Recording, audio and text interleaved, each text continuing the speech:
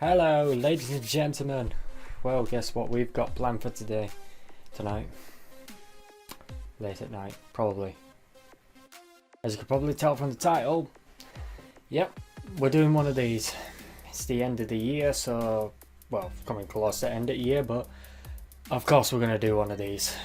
We're kind of basically all obligated to, really, and I have not got the best lighting setup in the world.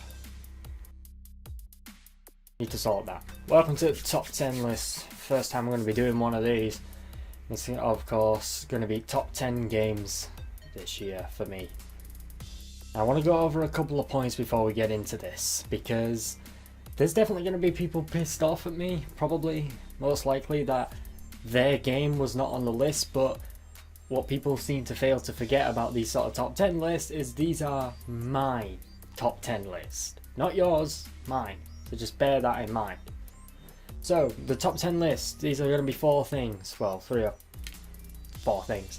Number one, these are going to be games. Games on this list are games that I have played. Unfortunately, for all the Nintendo people out there, I can honestly say this right now, there won't be any Wii U games on this list. Not because, you know, I don't think any of them are good, don't get that in your mind, it's because I don't own a Wii U. So unfortunately, no Wii U games will be on this list. Unfortunately, I do apologise, but I don't own a Wii U. You know, not everybody can afford every console, mate. But yeah, so Nintendo games, Wii U games will not be on this list, unfortunately. Secondly, what was the second thing? Games that I've reviewed or Let's Plays I've done will also be on the list, because no game, obviously every game I've played is likely to be on this list. So I just want to throw all this out there. You know, they're only games that I've played, okay? And these are games that I've personally enjoyed from this year. If a game came out before 2015, before January 1st, it's not going on this list. No, it's not going on this list. So it's any game that's come out this year. So yeah, I think you all might be a bit pleasantly surprised at what will be on my list. Starting off at number 10, this is going to be a bit of a surprise. Honestly, if you can't see by the gameplay that's up here and the name of it, which is down here probably. Yes, Agarist Generations of War 2 is my number 10. Why? It's interesting because you probably wouldn't have seen this coming. See, I've played all three of them, but this one's what stood out to me the most. Just how they completely redid the combat to be more fast-paced, which is particularly what I like. The art style, gorgeous to look at, and the sprites are so nice. Because as some of you may not know, what I used to do on YouTube, and this is going to be the first time you're going to ever hear this, the first thing I did on YouTube back in 2008, before I did this, was I used to do these sort of things with sprites. I used to make videos with sprites. Make sprite animations, basically. So seeing these sprites, how well detailed they were and how amazingly animated they were. Big round of applause. Fuck, Christmas getting into it. I think I said fucking claws. Jesus. Fuck it, we're sticking with it. There were a couple of nitpicks I had with it. That being that the story is practically the same fucking thing as the other two games. Oh, don't worry, we're not finished on that little nitpick just yet. But I hate the fact that it's the same story you've already played twice through. And that, I always wish for some more innovation more than anything else, rather than the same story being repeated over and over again. That really gets on my tits. But regardless, I had tremendous fun with this. And yes, there will be down here a link to the actual review so you can see for yourself what I'm on about. But that is definitely my number 10. Number 9. Yep, I bet you didn't see this coming as well. Why is this on my list? Why is City Skylines on my list? I will tell you why. Because it's out of spite, basically. It's out of spite for what EA did to fucking SimCity. Because if all of you who are not aware of what SimCity is, or what City Skylines is basically what SimCity should have fucking been before EA fucked it up. So this is technically number 9 because of spite, basically. But again, we gotta be professional about this, so it's not just out of spite. It generally is a million times better than SimCity is.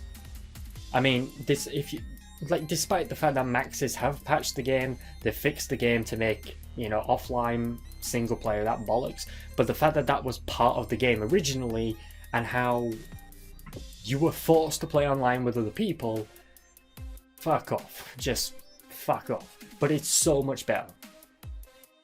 There's more depth to it, the maps are so much larger, and it's just all around a much more pleasant experience without having that forced DRM, forced online bullshit. So it's on my list at number 9 out of spite for EA. Number 8, Rocket League. Fuck. Rocket League is an interesting one because, honestly, this took me a while to think whether I was going to put this on my list or not. But I just had to. Honestly, it was like, I remember Rocket League came out and I didn't really think that much of it, really. I thought of it just as one of those kind of smaller, not that much content type of games. But then I watched videos and I had people telling me, and not just people on the internet, I'm not even joking about this, but I even had family members telling me to go and fucking buy it. So of course, peer pressure, gave in and bought it. And I have not fucking regretted it. How much fun is Rocket League? It's tremendous fun. Despite its simplicity, despite how little content there is, you can't help but keep coming back for more because of how it plays. It's car football, or soccer, as you Americans would say. And the funny thing is, I'm not into football. I fucking hate football, or soccer, so you Americans don't get mad at me. But to play this, I can't, when I sit down to play Rocket League, I can't help but keep playing it. Every match I sit down to play gets the adrenaline going. It gets so intense of the ridiculous stuff you can do within it. And it's just so much fucking fun. You should definitely pick it up, even if you don't like sports, because you will likely put so much time into it because of its just how much ridiculous fun it is. That's all I can say. It's just fun. In its simplicity, it's fun. Regardless of the little content it has, it is still tremendous fun. Do I have nitpicks? 1 or 2, obviously, as anybody will tell you, the camera fucking sucks. But I think anybody will tell you that. And just the physics need a bit of work. The physics can be a bit bothersome every now and again. And of course, the network connections. Fucking hell, network connections. But yeah, Rocket League, number 8 on my list, and it well deserved. Ooh, number 7, Bloodborne. Now, Blood fucking born. It's interesting, Bloodborne, because I was debating whether to put this on my list or not, because Bloodborne is one of those games in which I like Bloodborne, but because it's a part of the Souls franchise, there are aspects of it which I can't help but nitpick and not like. The fact that Hidetaka Miyazaki went from traditional Dark Souls, sword and board, to dodging and rolling as being the prime emphasis of the game, set, I'm guessing, many people back who played the sword and board style of Dark Souls 1 and 2. And obviously many people did have problems with that, the aspect that the rolling and the dodging was much more of a prime focus than the sword and board play. I know fucking Plague did, because he points it out constantly. And the other aspects of how Dark Souls 1 had a very clear, obviously it was about the world, but at the same time the story was also about the NPCs within the world as well. Bloodborne doesn't really have that. The kind of NPCs just kind of show up, you talk to them a couple of times and they just fuck off. And a lot of the NPCs you talk to in the early stages of the game, and then that's it. You never see it from them again. There are maybe a few characters within the game that stick to that Dark Souls formula of when it comes to the NPCs of having their own unique story to them. but that just kind of falls flat. But despite the negative, the game is so gorgeous to look at. It is incredibly gorgeous to look at. The kind of Victorian era London art style where it goes back to the original Dark Souls style of play, where so many different paths intertwined like a maze, and they all kind of work around each other, and so many shortcuts that open up new areas. Sticks to that original Dark Souls layout. And of course, as I mentioned, the trick weapons. If you've heard anything I've said about this, I love the trick weapons in this game, because you may know me as a person who loves weapons, but not basic weapons. I'm talking about unique weapons in the aspect of how they work to how they function. And Bloodborne's weapons, their trick weapons, are just... I got so excited every time I got a new trick weapon, and I continued to hunt for every single one of the trick weapons, even in the new DLC that came out. I'm hunting for those fucking trick weapons, and I want them so badly. But yeah, I mean, it is Dark Souls, it's part of the Souls franchise, and it's closer to Dark Souls than Dark Souls 2 was. But one or two flaws, you know, loading screens, you know, connection issues, the fucking Chalice dungeons. I don't need to go into the Chalice dungeons of why they're bad. But regardless, the game itself, I spent, I think, I finished Bloodborne within 2 days, and it took me 9 hours to experience my first death. Literally 9 hours. And I stuck with it, and I just fucking loved every minute of it, and it well deserves that number 7 spot. The top 5 were the easiest, were not the easiest things for me. 6 all the way through to number 1 would not be, it's got to be the hardest things I've done in a long time. Number 10, number 9, number 8, number 7, piss easy for me. Number 6, 5, 4, 3, 2 and 1 on my list were the hardest decisions I've had to make when it comes to this, because every single one of these games I enjoyed almost as equally as much as each other, but it was figuring out which one of the games stood out the most when it came to the enjoyment. And as much as it pains me to put this game at number 6, I have to put it at number 6. And number 6 on my list, as you can see right now, would be Tales of Zestiria. Fuck, would I would love to have put this much higher on my list. Not because of its inherent badness, but because I enjoyed more, like, obviously as I said, there were more games that I enjoyed more than it. But I do have several nitpicks of it, as I have mentioned. But it's just, the game is gorgeous to look at. The environments, the character designs, fucking love them. And the characters themselves are very well flushed out. But the combat, the fucking combat system is what kind of made me disappointed, really. Because I came from the previous installment. Not Grace's F, no, I came from Exiliad 2. And that combat system is fucking incredible. If you've never played that combat system, go play it. You'll see exactly what I mean. The aspect of having 3 weapons, swapping between them with their own attacks and their own arts, pulling off some ridiculous stuff, to go to a bit more of a simplified combat system. And I'm aware that you can raise the combos higher with Exceed, but you didn't need to do that in the past games. You got them as you went on. And it's just removing the action bar and the mana bar and replacing it with what I call a stamina bar killed the flow of the combat for me. Because you were doing attacks of a combo and the bar would deplete, and then you'd literally have to stand there and wait for it to charge up, and it was like, it killed the flow of the combat for me. But despite the combat and my general nitpicking of it, the story itself, it will generally go in the direction that you expect it to go.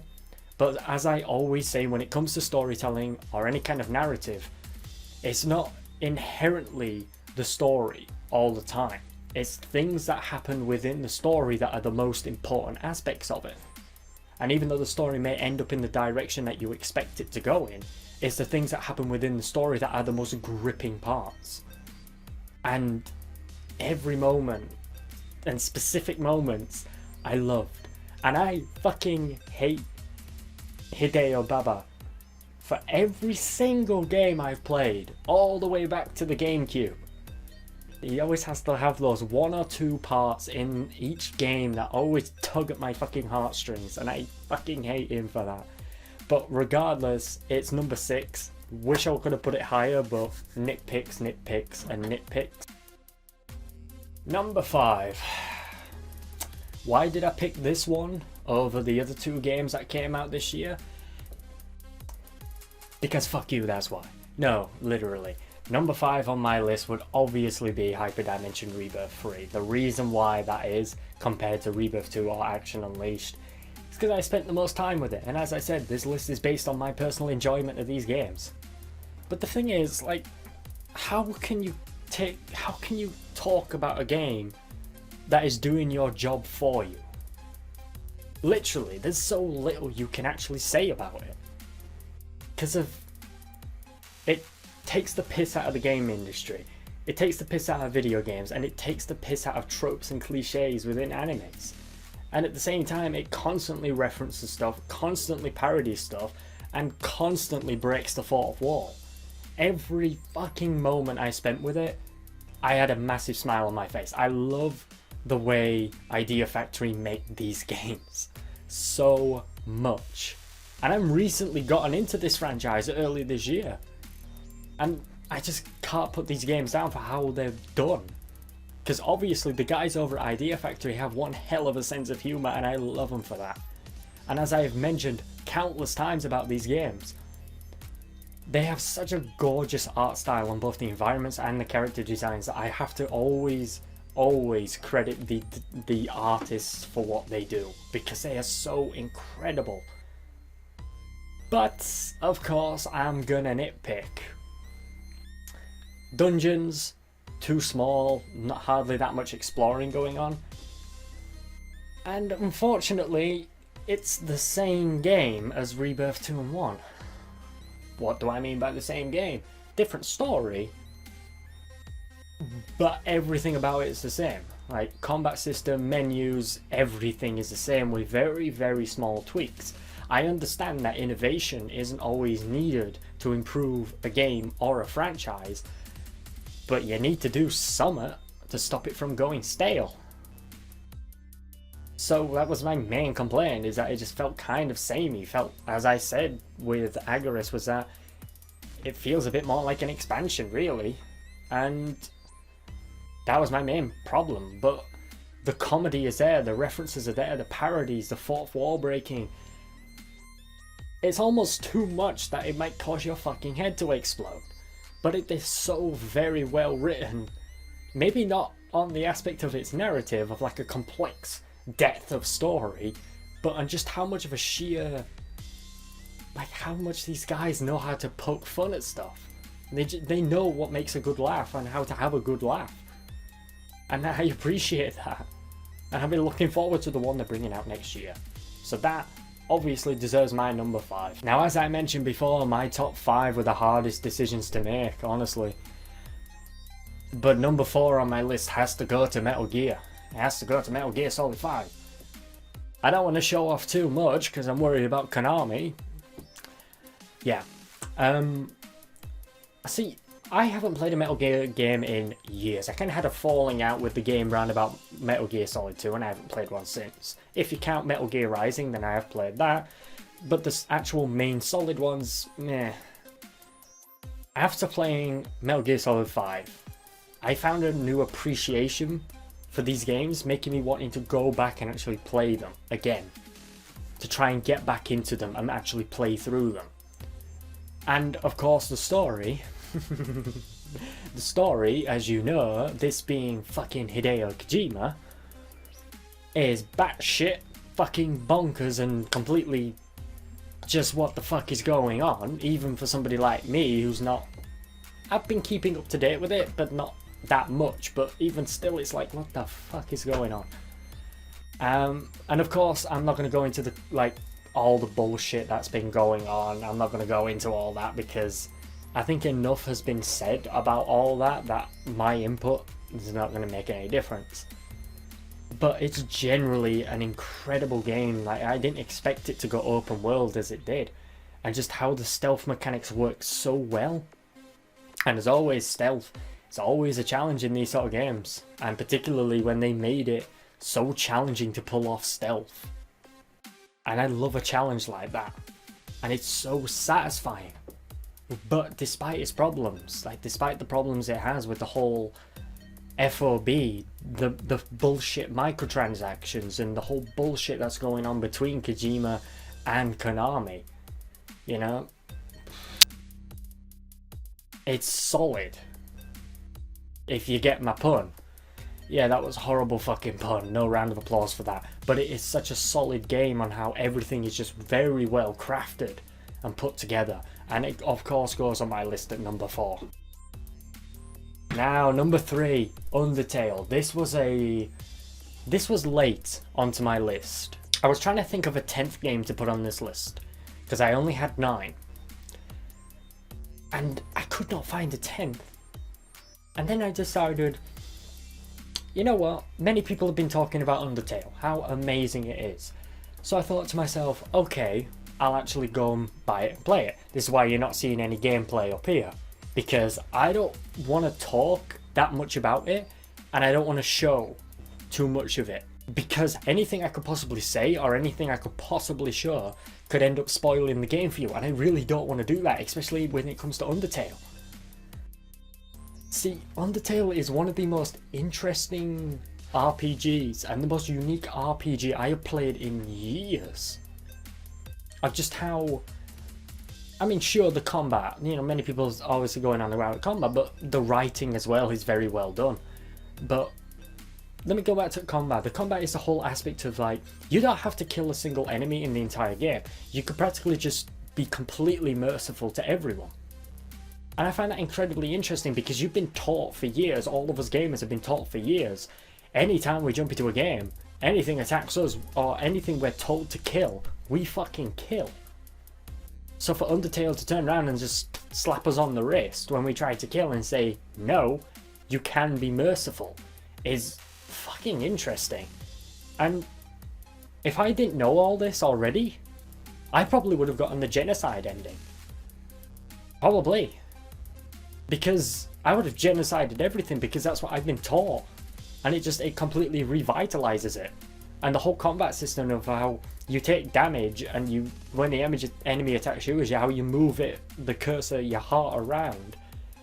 That's fairly interesting rather than just sitting there and just like pressing a fucking button over and over again.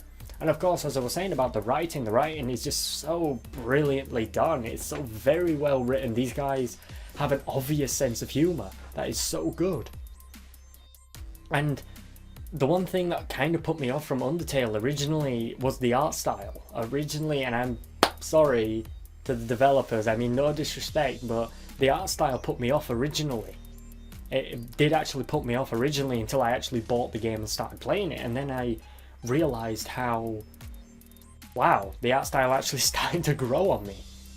But it deserves the number 3 spot, and you owe it to yourself to go and play it, and go and buy it and go and play it, because if you don't, you are missing out. You can go and look what people have said, but honestly, the true experience of Undertale is playing it yourself, and so you should.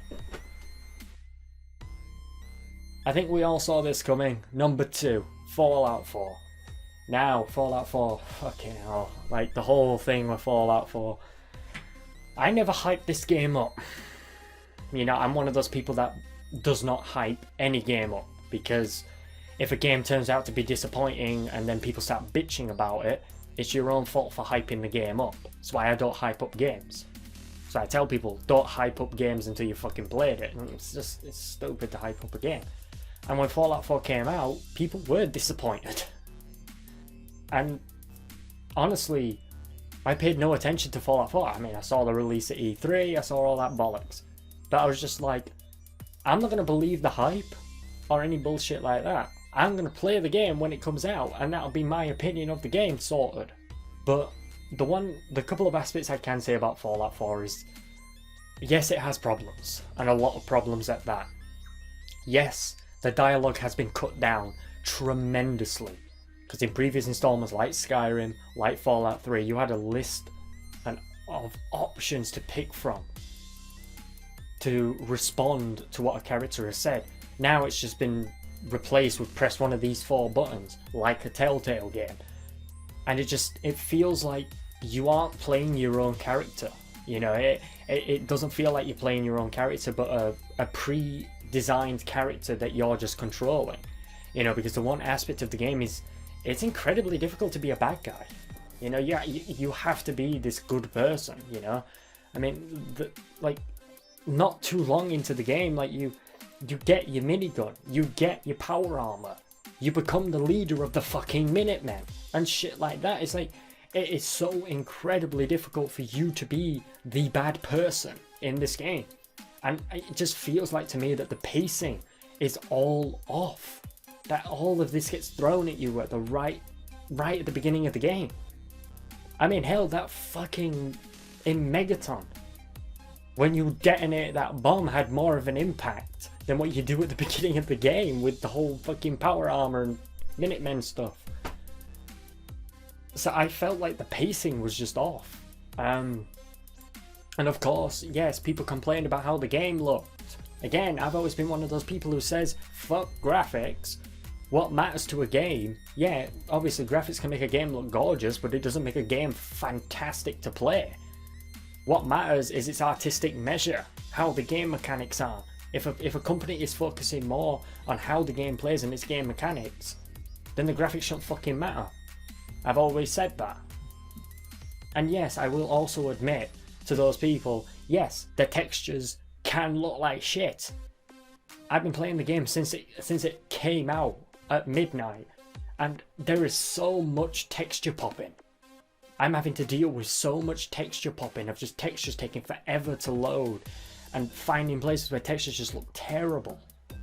Yes, I will admit that, but the game looks as good as it needs to be. That's all I'll say. But just something about Fallout 4 just keeps me coming back to playing it. I think it's the whole scavenging and like building and crafting, because you feel like in Fallout 4 more like you're surviving in a post-apocalyptic wasteland than you ever did in Fallout 3. You're building settlements, you're crafting weapons, you're putting together armor and stuff like that. You feel like you're actually scavenging the wasteland, and that feels more authentic.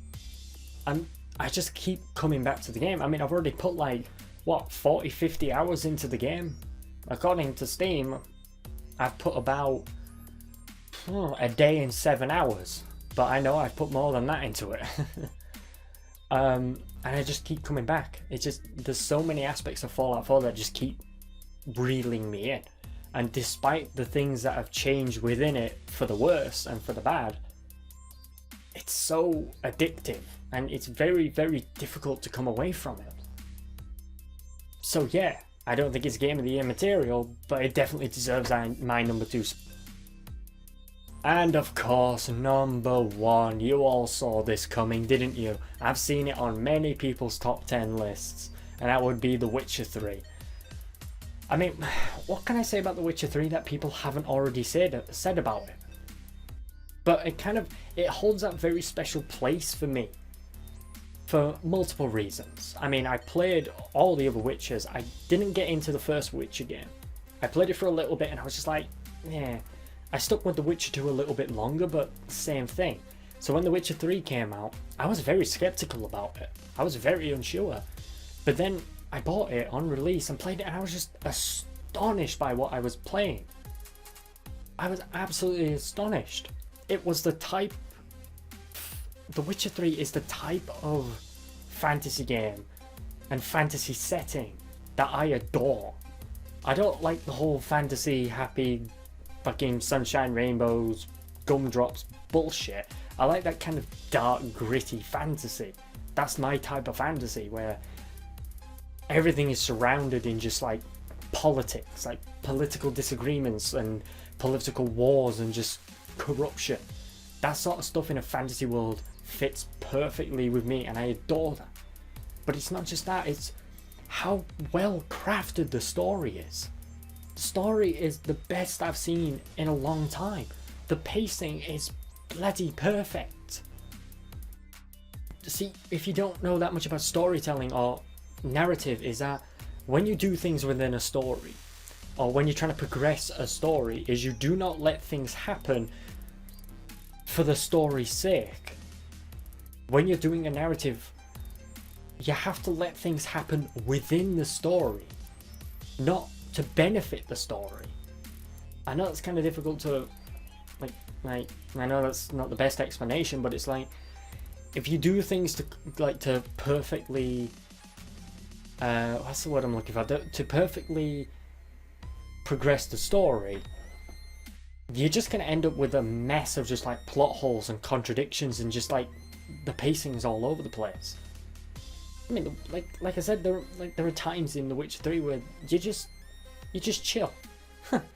Like there's one part in Witcher 3 where you just go into the main castle in Keir and you just hang out with your other two Witcher buddies and just get shit-faced.